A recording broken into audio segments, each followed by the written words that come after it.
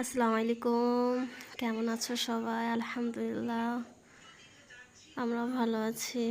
এই যে মায়ের বাড়ি এসেছি। মেয়েরা তো মায়ের বাড়ি এলে অনেকটা আনন্দ হয়। বড় আপা চলে এসেছিল। বড় আপা এসছে 3টের সময়, আমি এসেছি 4টের সময়। ওই যে সব জামা কাপড় খুলে রেখে দিয়েছে, যত সব এসছে।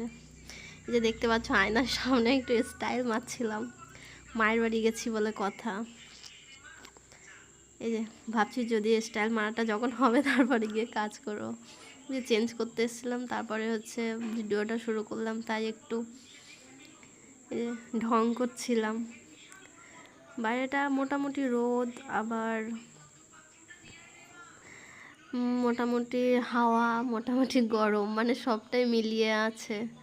হালকা রোদ, বিকাল হয়ে গেছে তো তাও গরম আছে ভালোই।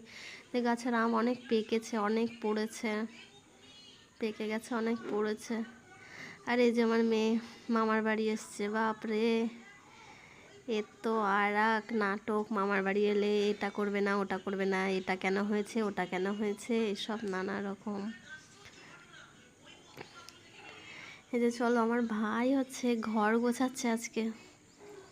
তার তো প্রচুর জিনিসপত্র, তার খেলার বুট প্রচুর, তারপরে হচ্ছে তার বই খাতা মেশিন কম্পিউটার, এটা ওটা সব মানে ভরিয়ে রেখে দিয়েছে। একা একাই পরিষ্কার করছিল।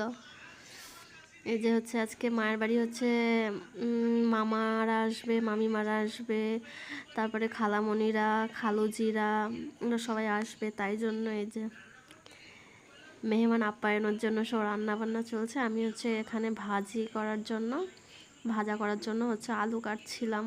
আর এদিকে সবাই বসেছিল, নানিমা, খালামণি, আফা, ওদের সাথে সব গল্প করছিলাম।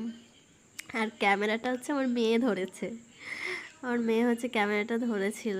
এই যে অনেক দিয়েছে, রান্না হবে, অনেক কিছুই রান্না হবে।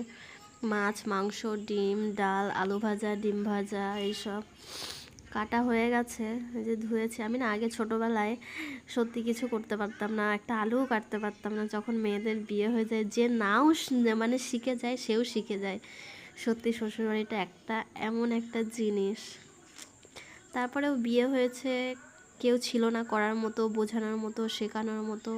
পুরো সংসারটাই নিজের হাতে পড়ে গেছিলো তো, তাই জন্য আর কি সব শিখে গেছিলাম, না পারলেও পেরে গেছি, সব শিখে গেছি। যখন শ্বশুরবাড়িতে গেছি তখন কেউ বলার মতো ছিল না যে এটা এইভাবে করতে হয়, ওটা ওইভাবে করতে হয়, এরকম কেউ ছিল না। একাই গেছি, একাই সব কিছু গুছিয়ে করেছি। সেগুলো মনে হলে আজকে মনে হয় সত্যি মায়ের বাড়িটা অনেক শান্তির জায়গা। তারপরে দেখো, ওটা মনে হলেও আমিও এখন মা হয়েছি, আমার মেয়েরও একদিন মনে হবে এটা। যাই হোক, এই যে কাটাকুটি হয়ে ধোয়া হয়ে গেছে, ধুয়ে নিয়েছি, নিয়ে এই যে মা রান্না করছে তো আমি গুছিয়ে দিচ্ছিলাম একটু। মা এগুলো ভাজা করবে, তারপরে হচ্ছে এই যে সিমাই রান্না করবে। তার জন্য হচ্ছে আমুল দুধের সাথে আর একটু হচ্ছে পাউডার দুধ দিয়েছে, দিয়ে অল্প একটু পানির মধ্যে সমস্ত কিছু মশলা দিয়ে যে ওর মধ্যে ঢাল ছিল। তাই মা বলছিল ভিডিও করিস না, এখন রান্নাঘর কেমন হয়ে আছে। আমি তুমি রান্না করছো তো ওটা তো নোংরা হওয়ারই কথা, তো কি হয়েছে, কিচ্ছু হবে না। তখন বিকালবেলা রান্না করছিল, সবাই রাতের বেলা আসবে। আর এই যে আমার মেয়ে তো মামার বাড়ি আসলে বাবা, ওর যেটা ইচ্ছা সেটা, কেউ কিছু বলতে দেবে না। আফার ছেলে আসলেও কেউ যদি কিছু বলে বাস সবাই চেল্লাবে। আমরা 2 বোন মানে দুটো ভাই বোনকে কিছু বলতে পারবো না। এই যে বিফ নিয়ে এসেছিলো, তাও 4 কেজি 5 কেজি হবে। এই যে সিমাই রান্না হয়ে গেছে।